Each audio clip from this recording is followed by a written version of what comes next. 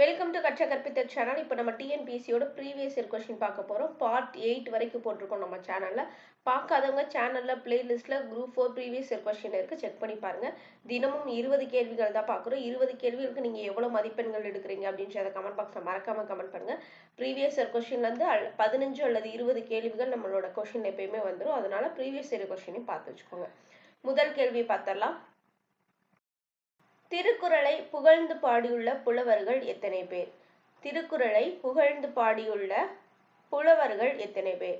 இதற்கான சரியான விடை ஆப்ஷன் ஏ, 53. அதாவது திருக்குறளோட சிறப்பினை சொல்ற நூல் தான் திருவள்ளுவ மாலை.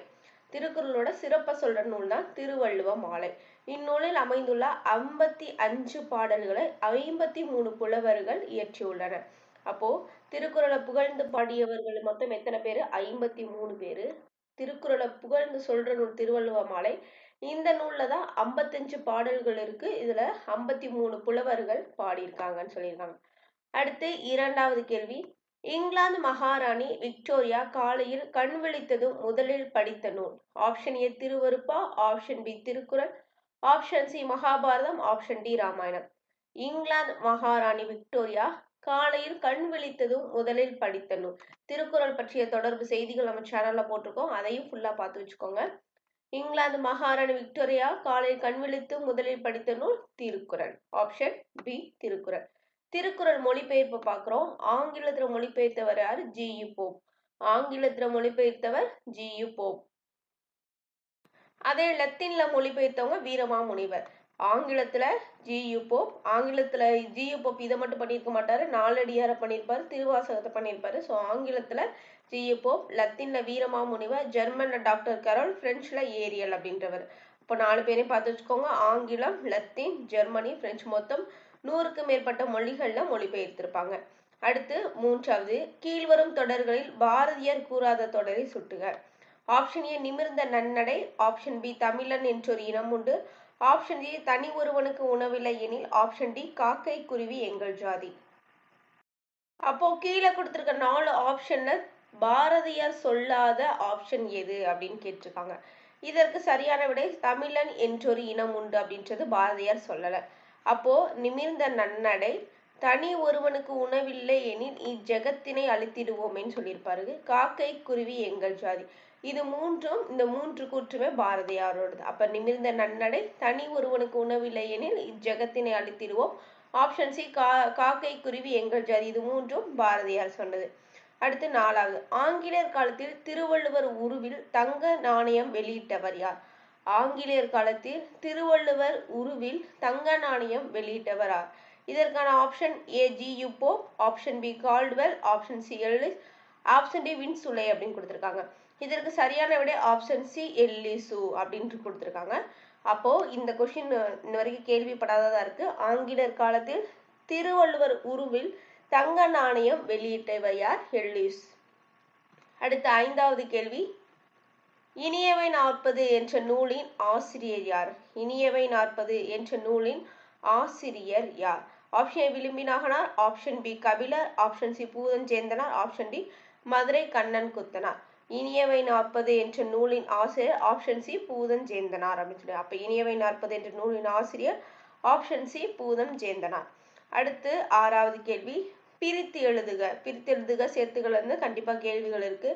நன்னூல் அப்படின்ற நூலை பிரிச்சு எழுதணும். எப்படி கொடுத்திருக்காங்க? நன் கூட்டல் நூல்னு கொடுத்திருக்காங்க. ஆப்ஷன் பில நல்ல கூட்டல் நூல்னு கொடுத்திருக்காங்க. ஆப்ஷன் சில நன்மை கூட்டல் நூல்னு கொடுத்திருக்காங்க. ஆப்ஷன் டில நல் கூட்டல் நூல்னு கொடுத்திருக்காங்க. இதற்கு சரியான விடை ஆப்ஷன் சி நன்மை கூட்டல் நூல். அப்போ நன்னூல் எப்படி பிரிக்கலாம்? நன்மை கூட்டல் நூல்னு பிரிக்கலாம். அடுத்து 7வது கேள்வி. சொற்சொடரை ஒழுங்குபடுத்தி சொற்களை ஒழுங்குபடுத்தி சொற்சொடராக்குக.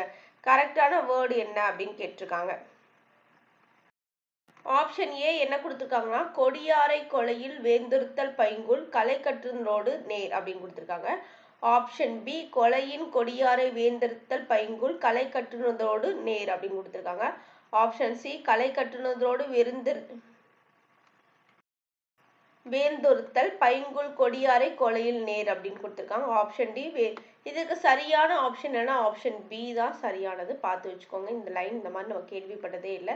ஸோ டிஃப்ரெண்டா இருக்கு. அதாவது சொற்சொடரை அமைத்து சொற்களை சரி ஒழுங்குபடுத்தி சொற்றொடர் அமைத்து அப்படின்றதுல இருந்து ஒரு கேள்விகள் கண்டிப்பா இருக்கும். அடுத்து 8வது கேள்வி, விடைக்கேற்ற வினாவை தேர்ந்தெடுக. 8வது கேள்வி, விடைக்கேற்ற வினாவை தேர்ந்தெடுக. என்ன கேள்வி கொடுத்திருக்காங்கன்னா, அருந்தலைப்பட்ட நெல்லியம் பசுங்காய். அருந்தலைப்பட்ட நெல்லியம் பசுங்காய். ஆப்ஷன் ஏ பசுங்காய் எது? நெல்லியம் பொருள் கூறு. ஆப்ஷன் சி நெல்லிக்காயின் குணம் என்ன? ஆப்ஷன் டி நெல்லிக்காயை என்ன செய்ய வேண்டும்? அதாவது அருந்தலைப்பட்ட நெல்லியம் பசுங்காய் அப்படின்றதுக்கு சரியான வினா என்ன அப்படின்னு கேட்டிருக்காங்க. இதற்கு சரியான விடை ஆப்ஷன் சி நெல்லிக்காயின் குணம் என்ன? ஆப்ஷன் சி நெல்லிக்காயின் குணம் என்ன? அடுத்து 9வது கேள்வி, கீழ்கண்ட வாக்கியங்களை கவனி. கூற்றியே திருக்குறளை எழுதியவர் திருவள்ளுவர். காரணம், ஒரு செய்தியை தெளிவாக தெரிவிக்கும் வாக்கியம் செய்தி வாக்கியம் சொல்லியிருக்காங்க. கூற்றியேல என்ன கொடுத்துருக்காங்க? திருக்குறளை எழுதியவர் திருவள்ளுவர். காரணம் என்ன கொடுத்திருக்காங்க? ஒரு செய்தியை தெளிவாக தெரிவிக்கும் வாக்கியம் செய்தி வாக்கியம்னு கொடுத்திருக்காங்க. இதுக்கு ஆப்ஷன் ஏ என்ன கொடுத்திருக்காங்க? ஏ மற்றும் ஆர் இரண்டும் சரி. மேலும் ஏ என்பதற்கு சரியான விளக்கம். ஏ மற்றும் ஆர், அதாவது கூற்று மற்றும் கார் இரண்டும் சரி. மேலும் ஆர் என்பது ஏவிற்கு சரியான விளக்கம் அல்ல. ஏ சரி, ஆர் தவறு. ஏ தவறு, ஆர் சரி. இதற்கு சரியான விடை என்னன்னா ஆப்ஷன் ஏ. ஏ மற்றும் ஆர், அதாவது கூற்று காரணம் இரண்டுமே சரி. மேலும் ஏவிற்கு ஆர் சரியான விளக்கம், அதாவது கூற்று காரணம் சரியாக விளக்குது. அப்போ திருக்குறளை எழுதியவர் திருவள்ளுவர். ஒரு செய்தியை தெளிவா சொல்லுது, அதுதான் செய்தி வாக்கியம் சொல்லியிருக்காங்க. அப்போ திருக்குறள் எழுதுற திருவள்ளுவர்ன்றது செய்தியை கரெக்டா சொல்லியிருக்கு. அதுதான் கூற்று காரணம் கரி சரியான விளக்கம்னு கொடுத்திருக்காங்க.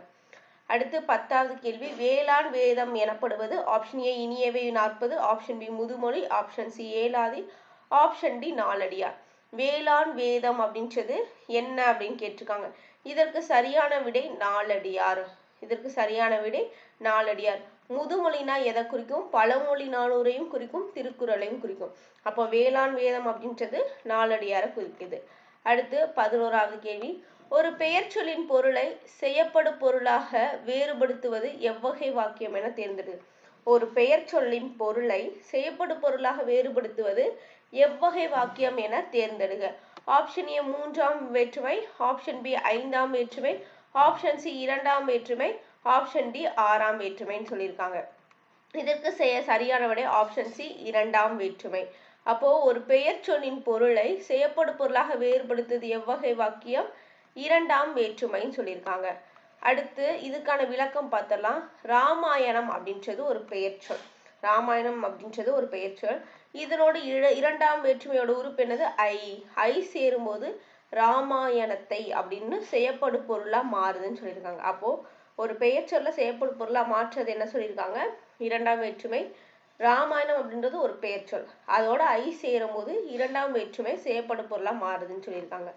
அடுத்து 12வது கேள்வி, அங்கவியல் திருக்குறளின் எந்த பகுதியில் இடம்பெற்றுள்ளது? அங்கவியல் திருக்குறளின் எந்த பகுதியில் இடம்பெற்றுள்ளது? அறத்துப்பால், பொருள்பால், காமத்துப்பால் எதுவும் இல்லை. இதற்கு சரியான விடை ஆப்ஷன் பி பொருள்பால். அங்கவியல் என்பது திருக்குறளின் எந்த பகுதியில் இடம்பெற்றுள்ளது? பொருள்பால்ல இடம்பெற்றுள்ளது. அப்ப அறத்துப்பால்ல என்னென்ன இருக்கு? பாயிரம், இல்லறவியல், துறவறவியல். பொருள்பால்ல அரசியல், அங்கவியல், ஒழிப்பியல். காமத்துப்பால்ல களவியல், கற்பியல் இருக்கு அப்படின்னு சொல்லியிருக்காங்க. அடுத்து 13வது கேள்வி, பிழையற்ற வாக்கியம் எதுன்னு கேட்டிருக்காங்க. இந்த 13வதுல பிழையற்ற வாக்கியம் எதுன்னு கேட்டிருக்காங்க. ஆப்ஷன் ஏ ஒரு மாவட்டம் ஓர் அமைச்சர் அவருடைய மகனோடு சுற்றுலா மேற்கொண்டார். ஆப்ஷன் பி ஒரு மாவட்டம் ஒரு அமைச்சர் அவரது மகனோடு சுற்றுலா மேற்கொண்டார். ஆப்ஷன் சி ஒரு மாவட்டத்தில் ஓர் அமைச்சர் அவருடைய மகனோடு சுற்றுலா மேற்கொண்டார். ஆப்ஷன் டி ஒரு மாவட்டத்தில்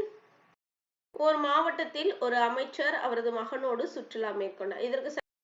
இதற்கு சரியான விடை ஆப்ஷன் சி ஓர் மாவட்டத்தில் ஒரு அமைச்சர் அவருடைய மகனோடு சுற்றுலா மேற்கொண்டார். இந்த மாதிரி ஓர் அப்படின்றத வச்சு ஒரு டாபிக்ல கண்டிப்பா கொஸ்டின் வந்துடும், பார்த்து வச்சுக்கோங்க. அடுத்து 14வது கேள்வி, உலகில் நாகரிகம் முற்றிலும் அழிந்து விட்டாலும் திருக்குறளும் கம்பன் காவியமும் இருந்தால் போதும், மீண்டும் அதனை புதுப்பித்து விடலாம் என்று கூறியவர் யார்? Option A G U. Pope, option B Caldwell, option C Bharathidasan, option D Bharathiyar. உலகினில் நாகரிகம் முற்றிலும் அழிந்து விட்டாலும் திருக்குறளும் கம்பன் காவியமும் இருந்தால் போதும் மீண்டும் அதனை புதுப்பித்து விடலாம் என்று கூறியவர் யார்? இதற்கு சரியான விடை ஆப்ஷன் பி கால்டுவெல். அப்போ திருக்குறளை பத்தின கேள்விகள் வரும். கால்டுவெல் சொல்லியிருக்காரு. உலகின் நாகரிகம் முற்றிலும் அழிந்து விட்டாலும் திருக்குறளும் கம்பன் காவியம் இருந்தால் போதும் மீண்டும் அதனை புதுப்பித்து விடலாம். அடுத்து 15வது கேள்வி. அரிசி என்னும் தமிழ் சொல்லான ஒரைசா என்னும் எம்மொழிக்கு சென்றது. ஆப்ஷன் ஏ கிரேக்கம், option B Latin, option C போர்ச்சுகீசியம், ஆப்ஷன் டி வடமொழி. அரிசி என்னும் தமிழ் சொல் ஒரைசா என்னும் எம்மொழிக்கு சென்றது அப்படின்னு கேட்டிருக்காங்க. இதற்கு சரியான விடை கிரேக்கம் அப்படின்னு சொல்லி. அப்போ கடல் கடந்த தமிழ் அப்படின்ற புக்ல இருக்கு. அரிசி அப்படின்றதுக்கு ஒரைசா, காவேரி தமிழ் சொல்லுக்கு இணையான பிற மொழி சொற்களுக்கு இணையான தமிழ் சொல் வீடியோ நம்ம சேனல்ல போட்டிருக்கோம். பார்க்காதவங்க செக் பண்ணி பார்த்துக்கோங்க. காவேரி அப்படின்றது கபிரில், தொண்டி அப்படின்றது திண்டிஸ், கருவூர் அப்படின்றது கரோரா, குமாரி அப்படின்றது கொமாரி, மதுரை அப்படின்றது மதோரா. அப்போ அரிசி அப்படின்றது ஒரைசா, காவேரி அப்படின்றது கபிரில், தொண்டி அப்படின்றது திண்டிஸ், கரூர் அப்படின்றது கரோரா, குமரி அப்படின்றது கொமாரி, மதுரை அப்படின்றது மதோரா அப்படின்னு கொடுத்துருக்காங்க. அடுத்து 16வது கேள்வி. பொருந்தாத சொல்லை கண்டறிதல். மாணிக்கம், முத்து, பவளம், கிளிஞ்சல் அப்படின்னு கொடுத்துருக்காங்க. இதுல பொருந்தாத சொல் ஆப்ஷன் டி கிளிஞ்சல். மித்த மூன்றுமே நவரத்தினங்கள் அடங்கும். அப்ப நவரத்தினங்கள் என்னென்ன அப்படின்னு பார்த்து வச்சுக்கோங்க. கோமேதகம், பவளம், மரகதம், முத்து, வைடூரியம், வைரம், மாணிக்கம், புஷ்பராகம், நீலம். அப்போ நவரத்தினங்கள் என்னென்ன? கோமேதகம், பவளம், மரகதம், முத்து, வைடூரியம், நீலம், புஷ்பராகம், மாணிக்கம், வைரம்னு சொல்லியிருக்காங்க. 17வது கேள்வி. பெயரச்சத்தை எடுத்து எழுதுக. படித்து, எழுதி, வந்த, நின்றான் அப்படின்றதுக்கு இதற்கு சரியான விடை ஆப்ஷன் சி வந்த. வந்திருக்கு, வந்தாலே பெயரச்சம். அப்ப படித்து, எழுதி அப்படின்றது வினையச்சத்துக்கு. வந்தாலே வினையச்சம். நின்றான், வந்திருக்கு, ஆண்பால் வினைமுற்று விகுதி அப்படின்னு சொல்லியிருக்காங்க. அடுத்து வா என்னும் வேர்ச்சொல்லின் வினையச்சத்தை கூறுக. வா என்னும் வேர்ச்சொல்லின் வினை எச்சத்தை கூறுக. வந்தான், வந்து, வருதல், வந்த அப்படின்னு கொடுத்துருக்காங்க. வினை எச்சம். அப்ப வந்து அப்படின்றதா கரெக்டான. வந்து வருதா. இப்ப வந்தான் அப்படின்றது வினைமுற்று. வந்தான் அப்படின்றது வினைமுற்று. இதே ஆண்பால் வினைமுற்றா பெண்பால் வினைமுற்றுனா அது குறிப்பிட்டு எழுதணும். இது ஆண்பால் வினைமுற்று. வருதல் தல் வருது. அப்ப தொழில் பெயர். வருதல் அப்படின்றது தொழில் பெயர். வந்த வருதா அது பெயரச்சம் அப்படின்னு சொல்லியிருக்காங்க. அடுத்து 19வது கேள்வி. உத்தரவேதம் என்னும் அழைக்கப்படும் நூல் நாலாயிர திவ்ய பிரபந்தம், நாலடியார், திருக்குறள், இன்னா 40. உத்தரவேதம் அப்படின்றது குறிப்பிடும் நூல் என்னது? ஆப்ஷன் சி திருக்குறள் அப்படின்னு சொல்லியிருக்காங்க. அப்ப திருக்குறளோட வேறு பெயர்கள் என்ன? முப்பால், உத்தரவேதம், திருவள்ளுவம், தமிழ்மறை, பொதுமறை, பொய்யாமொழி, வாய்வுரை வாழ்த்து, தெய்வ நூல், திருவருட்பயன், பொருளுரை. அடுத்து முதுமொழி. அப்போ முதுமொழி பழமொழிக்கும் பழமொழி 400க்கும் வருது, இதுக்கு வருது. இப்ப திருக்குறளோட வேறு பெயர்கள் முப்பால், உத்தரவேதம், திருவள்ளுவம், தமிழ்மறை, பொதுமறை, பொய்யாமொழி, வாய்வுரை வாழ்த்து, தெய்வ நூல், திருவருட்பயன், பார்த்துக்கோங்க, பொருளுரை, முதுமொழி. அடுத்து பொருந்தாத ஒன்றை தேர்வு செய்க.